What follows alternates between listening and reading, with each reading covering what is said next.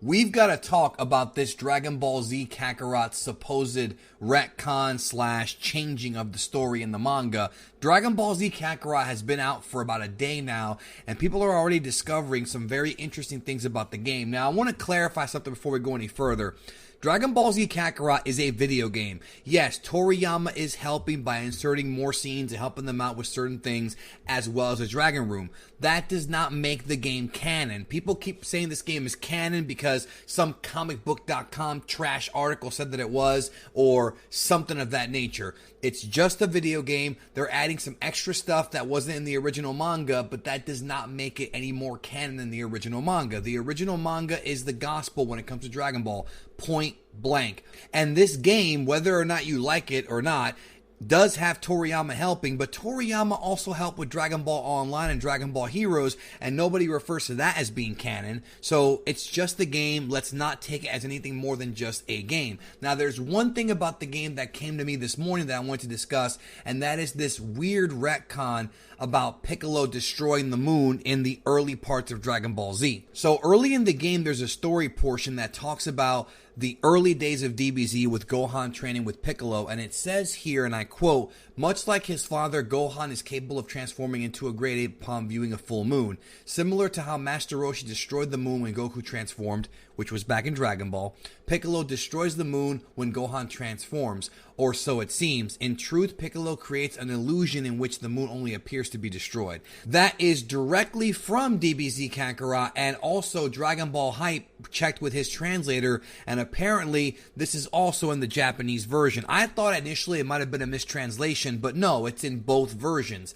Now, this to me is something got confused or something when they were making this game. This is without question an error in the game, and somebody messed up big time. This is not a retcon. If you go back to the original manga, yes, Goku turned to a great ape, Master Roshi blew up the moon. That was all the way back in Dragon Ball. Later on in the manga, Kami-sama, the god of Earth, recreated the moon. He rebuilt it, and that's why there is a moon at the end of Dragon Ball and at the beginning of Dragon Ball Z. During Goku's training in the heavenly realm with Kami was able to successfully permanently remove Goku's tail, and as a result of that, there was no need to have the moon stay destroyed because Goku would never become a great ape again, and Kami had no idea that Goku would go on to have children that could also, become a great ape like Gohan. So because of that, Kami restored the moon. Well, in Dragon Ball Z, like his father, because he is of course a half Saiyan, Gohan also became a great ape,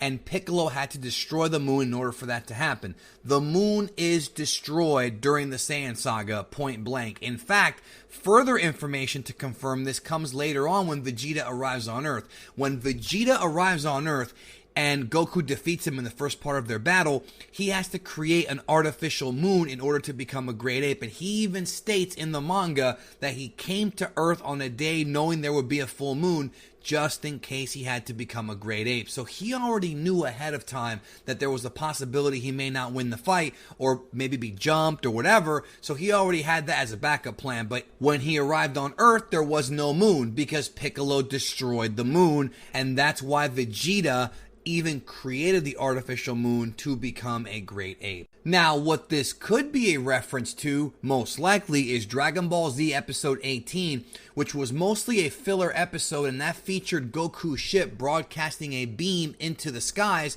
creating an artificial moon, and having Gohan go berserk, and then Piccolo destroyed the ship. So that was an illusion of the moon. That was the idea they're saying in this DBZ Kakarot game, but that was a filler episode of DBZ, not in the original manga. However, the way it's worded in the game makes it seem like Piccolo created the illusion, which he cannot do, and there was no reason for him to even do it. And what Vegeta said when he came to Earth pretty much proves that this makes no sense. So again, please do not put stock in this game. This was obviously a mistake. It was an error, and I don't think people should be overthinking it. I don't believe it is a retcon at all. Some say that it is, but it's not, because it can't possibly be a retcon because it would completely contradict the latter half of the arc. I don't think it's a retcon.